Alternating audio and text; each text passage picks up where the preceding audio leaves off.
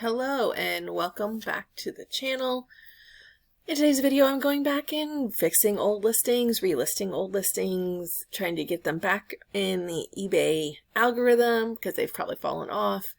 So I've been doing that along with listing new listings. My husband and I's goal is to list at least 5 items a day. I know that sounds very small and we could totally probably list more than 5 items a day, but 5 items is an achievable goal for us and it is not too daunting. So like, granted, I'm saying this as I have not listed any of the 5 items the past 2 days. He has listed both the past 2 days and they've been books, which fine by me. That's okay. I'm washing things to list right now. As I'm recording this, it's right after the first of the month and new fiscal year. Yay! Fireworks shoot out everywhere.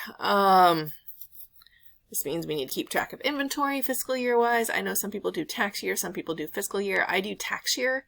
I don't do fiscal year because it's easier on me to do tax year, but I like to use the fiscal year as my turnaround. So I want to do check-ins with the eBay store in December and in July. I'm going through and doing inventory this month, donating what needs to be donated. I made a very simple, silly error and I didn't realize it, and I'm going to be refunding somebody, and that's in a past video. But going through and doing that, making sure items did not get damaged in storage, because sometimes stains show up on things that you've been storing for a long period of time, and sometimes they start to smell weird. So I'm going to have to go through and do all of that right now. We're looking at our death piles and trying to figure some stuff out there, and storage options and all of that. So that's all going on, plus we're going on vacations and camps and everything, trying to get that taken care of.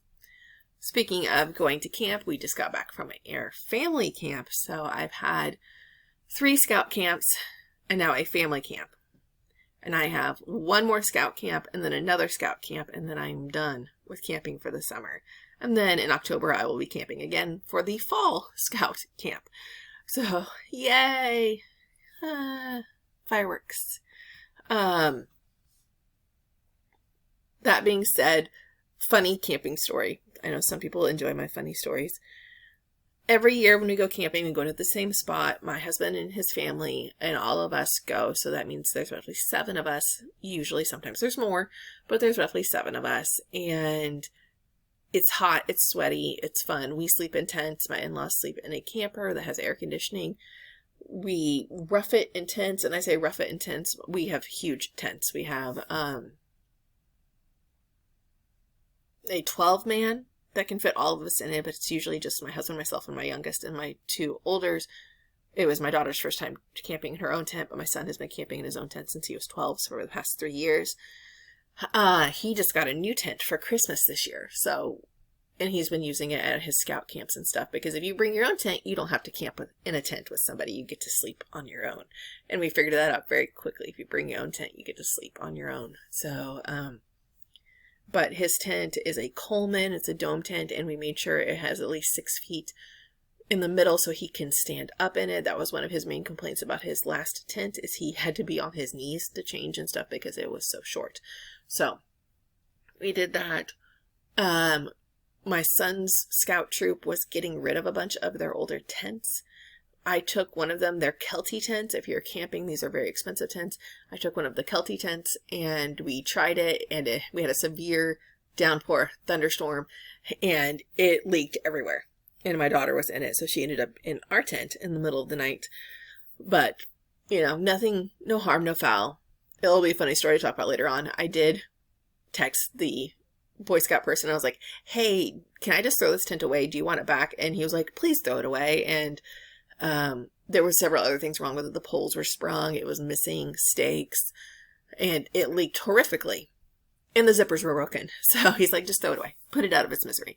So I ended up tossing it. I did take the poles and recycle them because they are aluminum. But that isn't the funny story. A scout is always thrifty, so we had to check the tent out first, because again, these are really expensive tents, even if they are 15 years old, because a 15-year-old expensive name brand tent is sometimes better than a 1-year-old Walmart brand tent. So anyway, we checked it out. It wasn't worth it.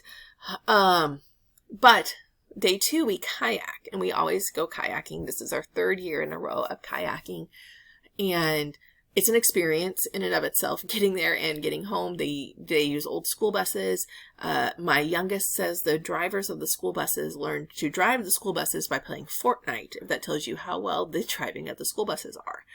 And one of the ladies that drives the school buses leaves the door open, and she takes corners like she's square dancing in a bus.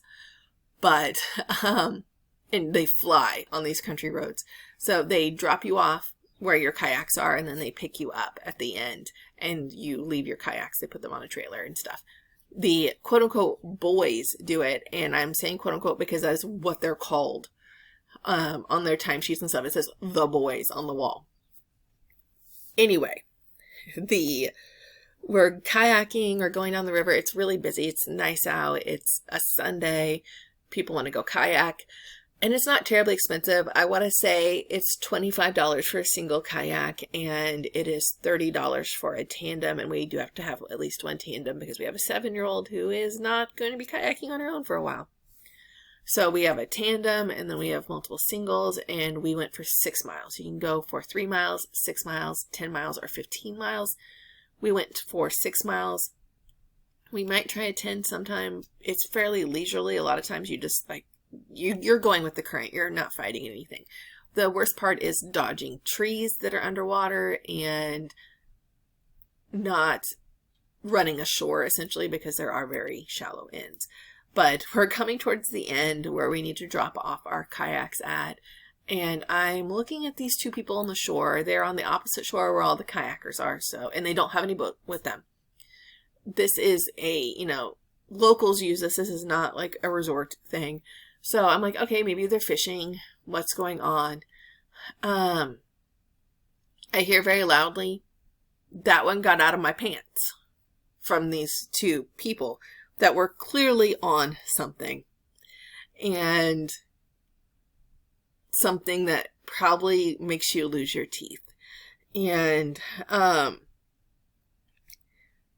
apparently the male, it was a male and female, the male put fish bait or catfish bait in the pockets of his shorts and then sat in the water and waited for fish to go up his shorts, and then he would pull them out and put them in a bucket. And I watched this happen once, and it wasn't big fish. He was catching like bait fish, so like medium-sized guppies and minnows. He was just taking his hands and kind of like scooping them into a bucket. And he was yelling at the female because the fish kept getting out of his pants. And then the female was telling him to try harder. I've never seen this type of bait fishing before. I've seen people fish for bait before a lot. And there are a ginormously large amount of guppies there. My littlest was sitting in the water and they were nibbling at her and she thought it was hilarious. I put my hands in the water on the sides of the kayak and they were coming and nibbling on my fingers. So there are a lot of bait fish here. I don't know why he put fish bait in his pockets. And I don't know why he was making them go up his pants. And I'm thinking I'm going crazy. And I'm just watching this all happen from my kayak. And I'm not even being like shy about it. I have stopped my kayak and I am staring at this person catching bait fish in his shorts with catfish bait in his pockets, and his girlfriend / wife / drug dealer, I don't know, yelling at him for doing it improperly while she's holding the bucket to catch the bait fish. And I'm like, oh, what in the meth is going on here? And I'm just enthralled by this. We get to the bank and I was like, hey, did you guys see the people on the other side of the bank and what they were doing? My husband's like, no, I didn't see him. Which is probably good because he had the 7-year-old in the tandem kayak. He's like, no, I didn't really see him. I kind of remember seeing people there. My oldest is like, yeah, I saw people there, but they were arguing, so I wasn't paying attention because he did not want to have them look at him and start arguing, which is fine. But he's a bigger kid, and the guy could probably have sensed, like, he's intimidating or something. So he didn't sense anything. My mother-in-law, who is like the sweetest lady in the world, looks at me and she goes, "Were they catching fish in their pants?" I said, "Oh my God, you saw it too?" And she goes, "I don't know what I saw." So I'm like, yeah, I was confirmed. It was not a weird fever dream caused by heat in a kayak. Some guy had cargo shorts on and he was catching fish in his pants. It's a first for me. I've done a lot of outdoorsy stuff with my husband and his family. I've done a lot of camping with my husband and his family. This is the first time I've seen a person catching fish in their pants. So that was interesting. Thank you for watching. Please like and subscribe and have a wonderful day.